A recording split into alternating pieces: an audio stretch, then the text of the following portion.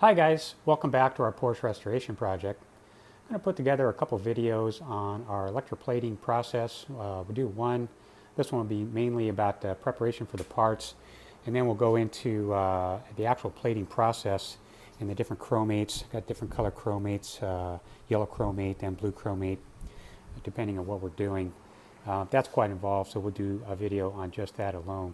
But for now, let's go over some of the parts and the organized system that I have here on how to prepare your parts for plating. I can show you the different stages. So this is polished out and ready for plating. We're going to do some of these today. My nuts and bolts. These are all been wire brushed. And I'm using paper plates and labeling the paper plates and putting everything on there so I don't lose them, rather than a plastic bag, because once you do these and strip them down to bare metal, if you put them in plastic bags, they could sweat, and then you're getting back to a rust situation. Here's our brake calipers. These are ready to be plated. I'll show you how to brush those up and prepare those also. Okay, and then on this side of the bench, this is all raw. So these have been cleaned, all different parts on the car that have been cleaned and are ready for muriatic acid. So the process is to clean your parts. I like to use gasoline and then a soapy water rinse. And then after that, we go straight to muriatic acid. We'll rinse that. We'll do a light sandblasting etch, and we'll wire brush it. And then we will move on to our electroplating process. Here's some bolts here. These are in really, really nice condition, and these have not been cleaned. So of the shifter. You can see some of the washers are black. We'll also be doing some of the blackening process. So what I'm going to do with these, the ones that are in really pristine condition, I'm just going to clean those with gasoline and rinse them up and then put them back on the car. Ones that are in this condition, it's got a little bit of rusty business on the heads there. We'll take those right back to bare metal and bring it back to new condition. And then some of the brackets on the car, you know, fairly clean, but they need to be replated. We can do all this here. So if you don't do this yourself, then your option is to send it out. And you can see we got just bunches and bunches of nuts and bolts and brackets and fasteners. And this is just some of it. Yeah, if you send all this out, they usually charge you by the pound. You'd have to put it all in one big mix. And trying to sort all this out afterwards, it'd just take you forever. So here's some of the smaller bolts. These guys are 100% ready to go. This is off our steering rack. And then here's off our hood bolts, washers, small bits and pieces. 100% ready to go. We just need to wire them up and then get them going. And our box of finished out brackets is about how we want them to look going into the plating process.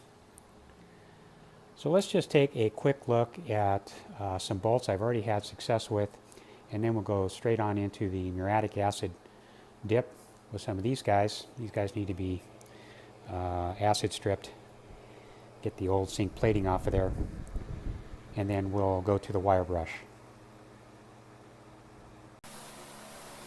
Okay guys, kind of a fun thing here. So I'm going to show you some existing nuts and bolts that came off the car, just cleaned up, and then also some newer reconditioned bolts that I've done with the Caswell system. I'm going to see how close we can get to the color and gradients of the blues and greens. Okay, so these are off our front suspension areas, and pretty much all the bolts on the car on disassembly are in this condition. Of course, they were pretty dirty, but cleaning them up in gasoline doesn't affect our CAD plating on original nuts and bolts. And then followed up with a soapy water rinse, and that'll clean them up without hurting them. From here, I'm going to take them and soak them in a de-rusting agent to break down the rust, and then after that, muriatic acid, and then onto our plating. But just to take a look at some of the condition of the bolts that's come off this car, just amazing after 50 years of condition. These are in perfect new condition. Colors. Also, with a condition that's good, we can see what color we need to get to on our replating to try and be as correct as possible.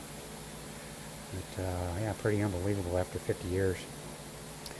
And these came off our rear backing plates. They're so perfect, I'm not going to replate those, but gives us a good template to set our color for our newly redone ones. Okay, so let's look at some of the Caswell plating. This is my first batch that I've run through. These are for our steering shaft that we just rebuilt. But you can see real nice coloration in there, nice shine, and looks very factory. Very difficult to tell the difference between the two. And I'm getting this result fairly easily and fairly consistently, not hard to do, throughout all my attempts. Every time I put something in the bath, it comes out just like I want it, and not having any issues at all. There's our front inner tie rod bolts. Look at that. And that's just awesome.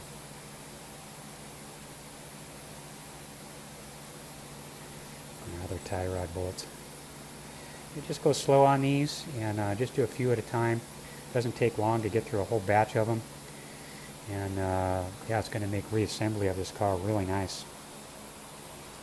And some stringing ideas, how to wrap them around your pieces. Get good current through there so they plate properly. But real beautiful job. Yeah, Caswell's working out great. Okay, so here's the muriatic acid solution. And what I'm doing, I'm just using 100% straight up muriatic acid. And I like to use a clear bowl because it's easy to put parts in and get them out. And then also I have a timer. And I will set this, depending on what I'm dipping in there, anything from 10 minutes to 30 minutes. Regular nuts and bolts like this that are all steel, 30 minutes, these will be looking like brand new. And the ones with the blackening on there, that'll clean up real nice, but it won't completely remove the blackening process. Let's just dip those in there and see what it looks like. You can see right away it just starts attacking the old finish on there. Let's just set that for 30 minutes. And I like something with a nice loud bell on it because I get busy doing other things and then I forget I got acid going. And you don't want to forget about things with acid because if you have something in there that a little bit different alloy, the acid could eat it up. 10 minutes is a pretty safe time for just about anything, but more than that could dissolve it away. And then I've got different shape tub here for our long parts. Let's strip these down. And then I have a dump bucket, so when I'm done with the acid for the day, I just put it in there. Also, bigger parts I can put in here. Brackets, various things. Okay, let's let those guys do their thing and pull them out in 30 minutes. Then we'll rinse them off. Okay, so our 30 minutes are up. Let's have a look at, see how they turned out. Let's see. Everything's back down to bare metal now. So what I do is I just put them in a strainer. Get them out with a spoon.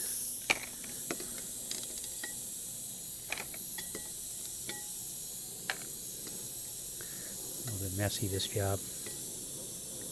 Come on. And last one. Alright, then I take them over here and rinse them with a garden hose.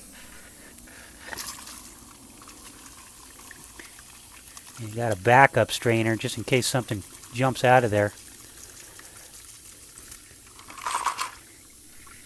And then that's it. That neutralizes the acid.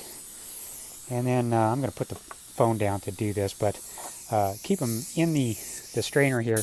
I take a compressed air and just give it a flash dry and blow them out real good. Make sure they're 100% dry. If they sit around too long drying, then they'll go back to rust. So let me get that done and then we'll move on. Okay, that's it. That's what they look like after the acid dip. Then we take them from there. What I do is I put the bolts with a big strainer below it in the sandblasting tank, and then pick them up by hand, do them one at a time. And these washers I just string on some copper wire and blast them all together. goes real quick. And this is a tank I'm using over here. Just put them in there. It's about time to change this glass. But real simple to do. You see I got some strainers in there. Just put them in there, and then that way you don't lose them. Okay, let's get on with some wire brushing and see what that looks like. Okay, so these have just been freshly bead blasted. So what we've done is we've dipped these in 100% strength muriatic acid for about 15 minutes. Anything that has iron in it, you want to pull them out no longer than 15 minutes, and then rinse them off thoroughly with a hose, and then flash dry them with an air hose. After that, then we can go on to bead blast them in our tank. Get down inside, blast out all the little pockets. Not being too aggressive on the inside because we don't want to wear anything down in there. And now these are ready for wire brushing. You can see here the inner tie rods. I have bead blasted those because those are going to get a coat of POR 15, just like the receiver bracket here. And then wire brush the threads so they slide in and turn a lot better. That bead blasting has a tendency to put a matte finish on there. So the wire brushing can be helpful on threads. And also we're going to want it to put a polish on here so that our zinc plating sticks really well and gives a nice shine to it. Okay, let's take these over and shine them up on the wire brush. Okay, so I'm doing this outside so I don't get any metal dust in the shop or anywhere near the car. There's what it looks like outside. I'm doing it in the shade. And also I'm wearing gloves that have like a rubberized traction on it, and then they're breathable from one side because doing this outside in the summertime, your hands are going to get really, really sweaty, and you don't want any body sweat or fluids or any kind of oils touching your parts at all. So nice pair of gloves for traction and breathable.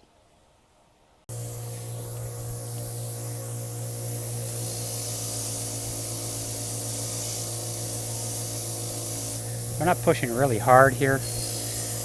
We're just putting just enough pressure on there to take that matte finish off. You see there, really shines it up nice. And you want to keep it slightly below the center line so that if you're up here, it could grab it and throw it down. You don't want to do that. You can end up with quite a surprise. Eye protection, because the metal wire does have a tendency to pull out of there and fly, and could hit you in the face. So you need eye protection, and should go pretty smooth. And then, although you can't get everywhere down inside these areas, get in here with a hand wire brush. Just do the best you can. Mainly we're trying to get a nice shine on this outside area here. So the plating job looks really nice.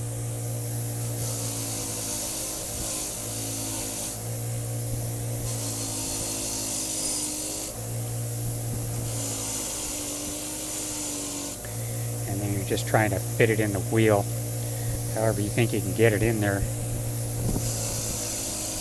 to take that shape. Most of the brackets that come off the car are pretty easy to do because they're just flat and straight, and all your nuts and bolts, not too bad. Polishing up the heads, real easy, although you got to really hang on because that thing can take off like a bullet. I've had a few of those leave my hands.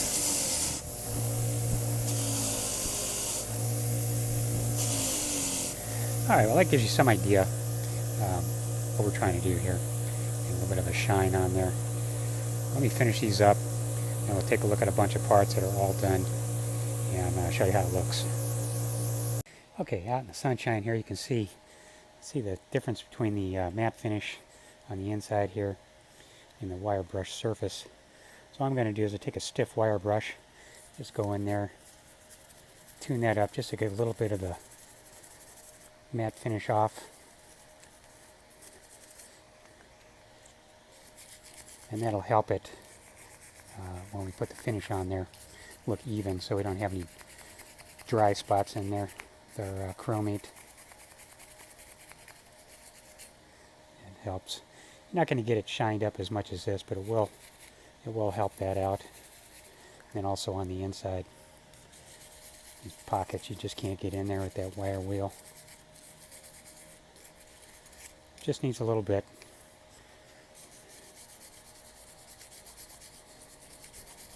And that's it. All right, this guy's ready for plating.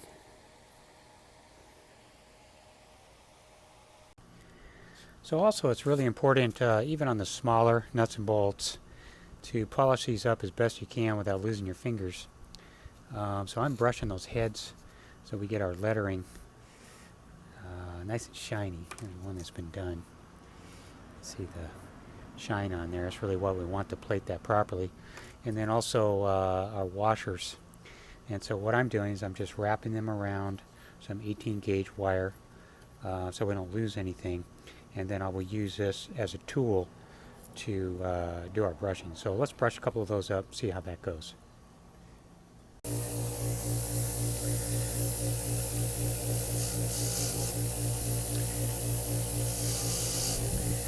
This is why these gloves are really handy. You try and do this with bare fingers, you probably end up pretty bloody, and you just get oils all over these anyways. But these are nice and tight. You get a good traction on there. That's really all I'm doing to the end of it. Get started, and then we do the heads, which is really what you're going to see.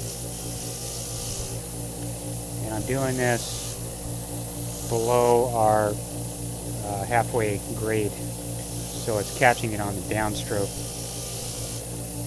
and just running it on the edge. I'm running on the edge rather than the middle. Seems to work best.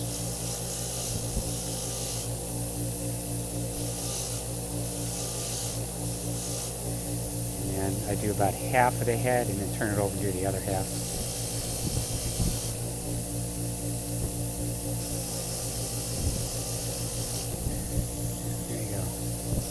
Not too bad.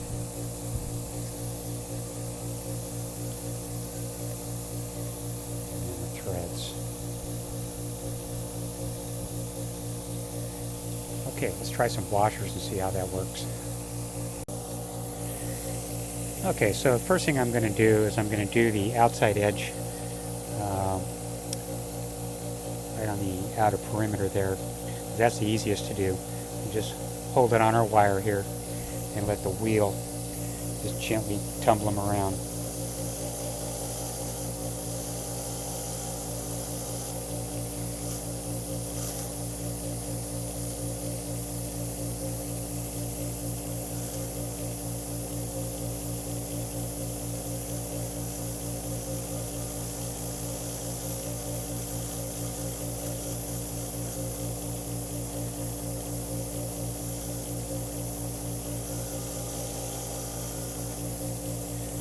And that's mostly what you see anyways, is that outer edge after it's all put together. You get a nice shine on there. It's going to plate up real nice, look good on the car. Okay, and then to do the flat surface,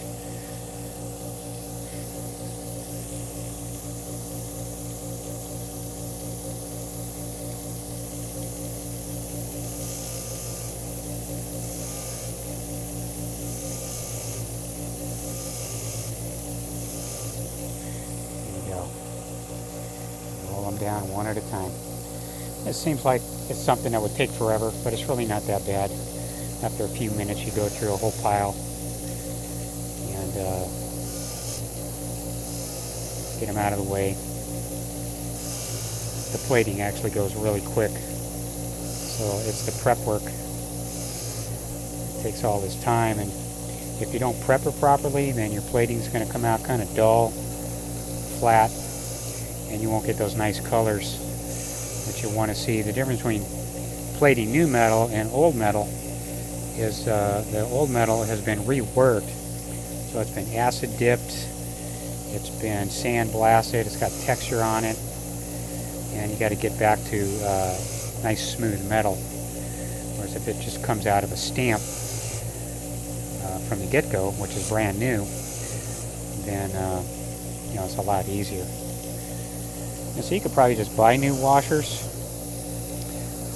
which would be real easy to do. a lot easier than this. But for this particular project, because of all the fasteners on the car, I'm going to say better than 95% of all the fasteners on the car are original. They got all the original stampings, original washers. So just for preservation purposes, I want to do this. A little bit extra effort,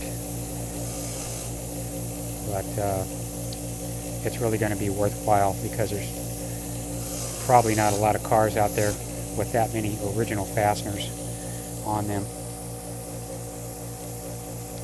So there we are. That's what it looks like. Now I'll flip them over and do the other side. Well, let me roll through these and then we'll get on with some plating. So as you can see, the prep work and organizing all this stuff really is the worst of it. Once you get through that and getting a little bit of a system going, it's not too bad. There's so many darn fasteners, nuts and bolts, and brackets. Let's take a quick look and see some of the things I actually was able to get processed today. A little bit of an assembly line here. There's our nuts and bolts for our steering rack. Some brake parts here. These are our heater control brackets. And then front suspension part there. Our shifter part. And brake caliper. Those are a little bit tough to do because of their size. We got our door strike bolts. Just done a blue chromate. And then some more brake backing plate parts. Blue chromate on our door strikes. Those turned out really nice. And then our rear axle nuts and engine deck strike. That's also blue chromate on there. You can see the camera in there to see some of the color iridescence in there. A really beautiful job. So Caswell can definitely get the job done for you. Does a real nice quality zinc plating on there. Chromates are a little bit sensitive. Once you figure out how to get them rolling, it's not too bad. On our next video, we're going to go over all the different chromates, the timing, temperatures on all this stuff, and amperage. Show you how to get that stuff plated. Well, thanks for tuning in, and we'll see you next time.